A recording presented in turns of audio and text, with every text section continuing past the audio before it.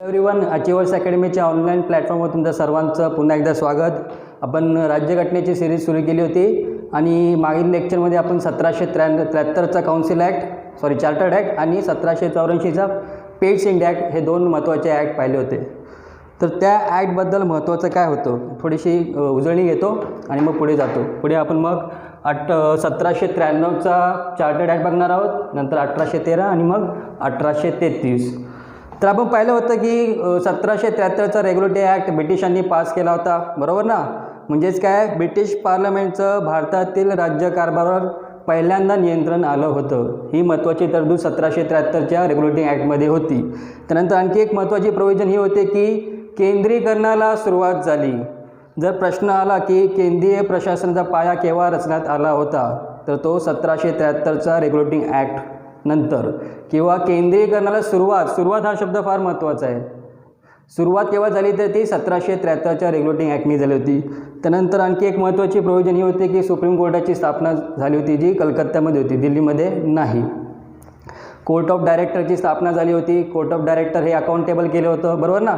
त्यांनी सर्व हिशोब ब्रिटिश पार्लमेंटला द्यायचा होता. त्यानंतर आपण पाहिलं होतं 1784चा पेट्स इंडिया ॲक्ट, बरोबर ना. त्यामध्ये काय केलं की जे कंट्रोल 1773च्या रेग्युलेटिंग ॲक्टनी आलं होतं ते आणखी वाढवण्याचा प्रयत्न ब्रिटिश पार्लमेंटने केला होता.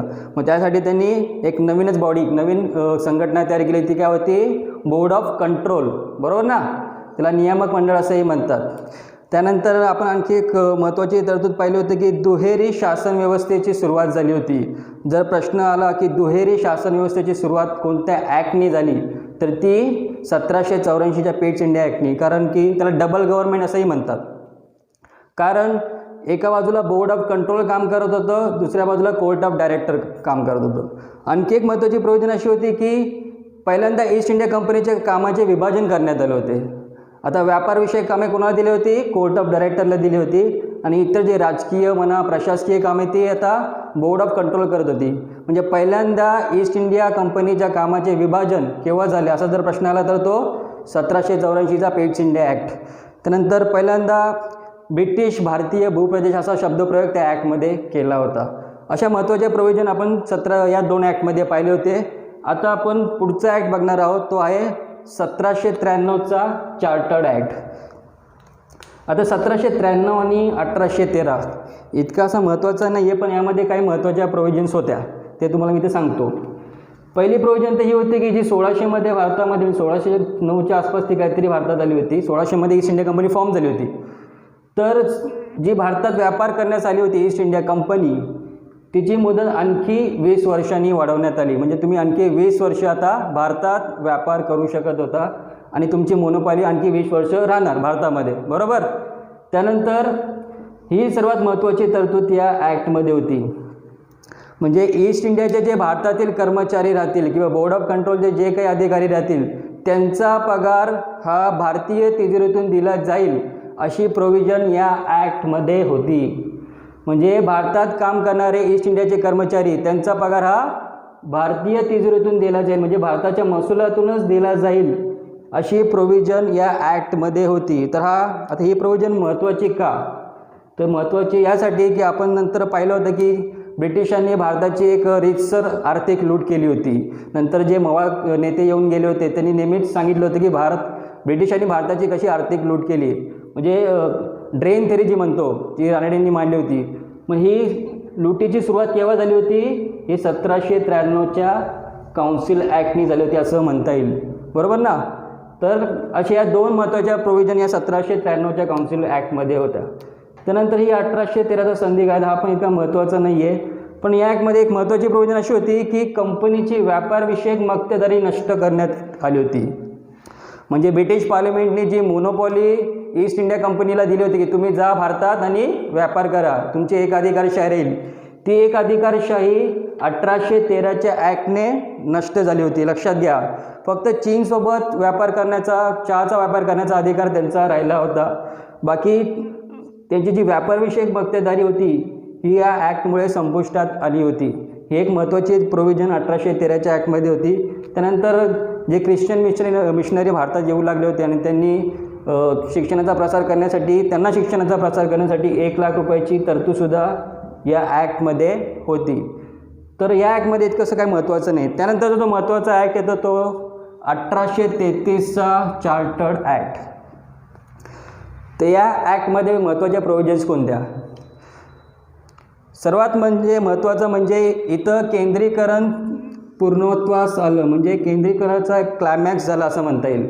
म्हणजे तुम्हाला मी सांगितलं होतं 1773च्या रेग्युलेटिंग ॲक्टने केंद्रीकरणाला सुरुवात झाली होती, बरोबर.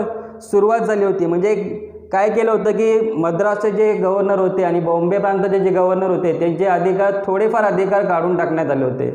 मात्र या ॲक्टमध्ये काय केलं, त्यांचे जे उरलेले सुरलेले जे अधिकार होते, कायदेविषयक अधिकार आणि कार्यकारी अधिकार, हे सगळे अधिकार आता बंगालच्या गव्हर्नरला दिले गेले. म्हणून बंगालचा गव्हर्नर आता भारताचा गव्हर्नर जनरल म्हणून संबोधला गेला. आधी तो फक्त बंगालचा गव्हर्नर जनरल होता आणि त्यानंतर मग पहिला भारताचा गव्हर्नर जनरल झाला तो म्हणजे विल्यम बेंटिंग, बरोबर. भारताचा पहिला गव्हर्नर जनरल असा प्रश्न आला तर तो विल्यम बेंटिंग. आणि बंगालचा पहिला गव्हर्नर जनरल जो 1773च्या रेग्युलेटिंग ॲक्टने आला तो होता वॉरन हेस्टिंग.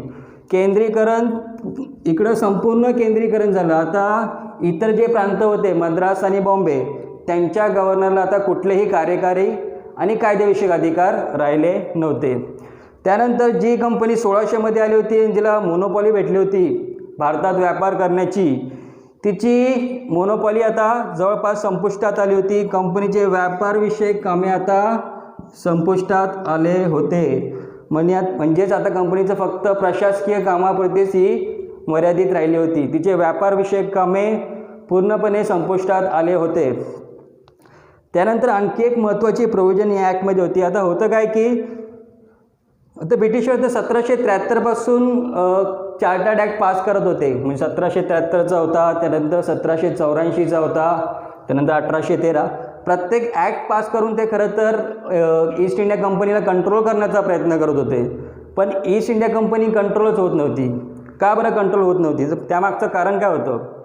त्यामागचं कारण असं होतं की हे जे ईस्ट इंडियाचे कर्मचारी होते त्यांची नेमणूक ही ईस्ट इंडिया कंपनीमार्फतच व्हायची. म्हणजेच काय, तिकडे इंग्लंडमध्ये हेलीबेरीज नावाचं कॉलेज होतं, ठीक आहे. आणि या हेलीबेरीज कॉलेज या नावाच्या कॉलेजमध्ये तिकडचे विद्यार्थी ॲडमिशन घ्यायचे. इथून पासआउट झाले तर तुम्ही थेट ईस्ट इंडिया कंपनीमध्ये किंवा भारतात येऊन काम करू शकत होते सनदी अधिकारी म्हणून. आणि या मुलांना स्पॉन्सर करायचं काम कोण करत होतं? East India company. त्यामुळे व्हायचं काय, इथून जरी ब्रिटिशर्स कायदे पास करत होते, तिकडून बरेच काउन्सिल ॲक्ट पास केले त्यांना कंट्रोल करण्यासाठी, मात्र ते कायद्याची अंमलबजावणी करण्याचं काम कोणाचं होतं? या अधिकाऱ्यांचं. हे अधिकारी जे या कॉलेजमधून पासआउट होऊन आले होते आणि यांना स्पॉन्सर कोण करत होतं? East India company. त्यामुळे स्वाभाविक होतं की ते जेव्हा भारतात यायचे तेव्हा ते ईस्ट इंडिया कंपनीशी एकनिष्ठ राहायचे, बरोबर. ब्रिटिश पार्लमेंटशी एकनिष्ठ नसायचे. त्यामुळे कितीही जरी काउन्सिल ॲक्ट ब्रिटिशर्स तिकडे पास करत होते, मात्र त्याची अंमलबजावणी इकडे भारतात होत नव्हती. त्यामुळे पहिल्यांदा ब्रिटिशांना वाटलं, ब्रिटिश विचार करायचे की आम्ही तर एवढे काउन्सिल ॲक्ट पास करतोय, एवढं आम्ही ईस्ट इंडिया कंपनीला कंट्रोल करण्याचा प्रयत्न करतोय, पण ईस्ट इंडिया कंपनी काय कंट्रोल होत नाही.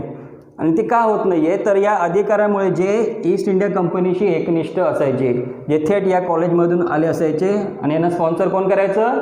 East India company. म्हणून त्या ॲक्टमध्ये पहिल्यांदा असं प्रपोजल त्यांनी, म्हणजे तरतूद होती, लक्षात घ्या की नागरी सेवा परीक्षेची, म्हणजे आज आपण ज्या परीक्षा देतो civil service examination UPSC MPSC, त्याची तरतूद पहिल्यांदा 1833च्या काउन्सिल ॲक्टमध्ये होती, लक्षात घ्या.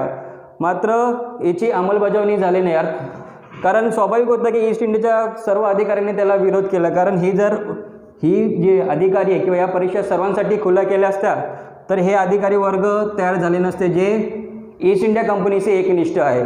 म्हणून त्यावेळेस या प्रोव्हिजन्सला ईस्ट इंडिया कंपनीकडून आणि कोर्ट ऑफ डायरेक्टरकडून बराच विरोध झाला आणि त्यामुळे ही जी तरतूद आहे, ही जी प्रोव्हिजन ही त्यावेळेस त्याची अंमलबजावणी झाली नाही. नंतर पुढचा जो 1853चा काउन्सिल ॲक्ट आपण बघू त्यामध्ये ती प्रोव्हिजन अंमलात आली.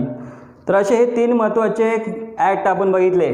पहिला होता 1793चा सनदी कायदा. त्यामध्ये काय होतं की ते एकतर ईस्ट इंडिया कंपनीची तिचा कालावधी आहे तो 20 वर्षांनी वाढवला की तुम्ही 20 वर्ष आणखी इथं व्यापार करू शकतात, बरोबर.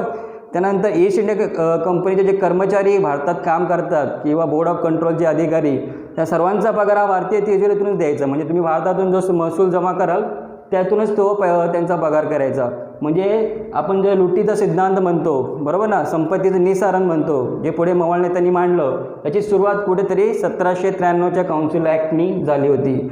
1813मध्ये काय झालं की कंपनीची व्यापारविषयक मक्तेदारी जवळपास नष्ट करण्यात आली. म्हणजे फक्त चहाचा व्यापार करण्याचा अधिकार त्यांचा राहिला होता, पण बाकी जी व्यापारी मक्तेदारी होती ती संपुष्टात आली. म्हणजे आता ब्रिटनमधून कोणताही नागरिक किंवा ब्रिटनची कुठलीही कंपनी भारतात येऊन व्यापार करू शकत होती. पूर्वी असं नव्हतं. पूर्वी फक्त ती एक अधिकारशाही ईस्ट इंडिया कंपनीलाच होती.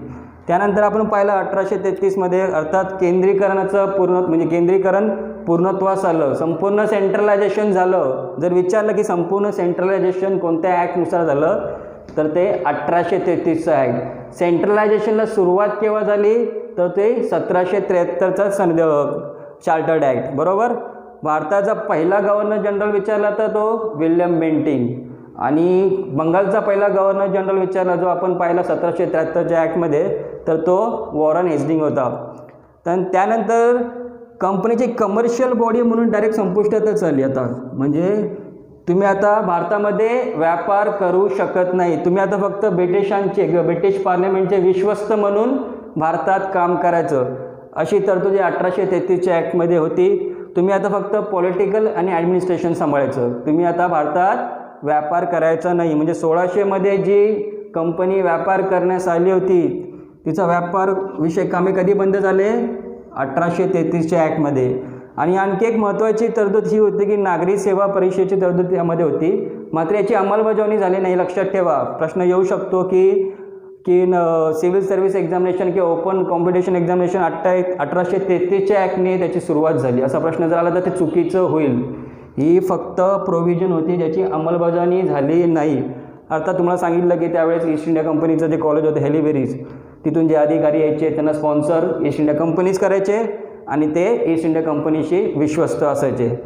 तर या काही महत्त्वाच्या प्रोव्हिजन्स या 3 ॲक्टमध्ये होत्या. आपण 1793, 1813 आणि 1833 हे 3 चार्टर्ड ॲक्ट पाहिले आहेत. आता नेक्स्ट व्हिडिओमध्ये आपण 1853चा आणि त्यानंतर 1861चे असे 2, हा काउन्सिल ॲक्ट म्हणून म्हटला जातो, आणि 1853चा चार्टर्ड ॲक्ट, असे 2 महत्त्वाचे ॲक्ट पाहणार आहोत. तर तुम्ही ही राज्यघटनेची सिरीज अशीच बघत राहा. पुढचा व्हिडिओ बघा आणि या चॅनलला सबस्क्राईब करा. धन्यवाद.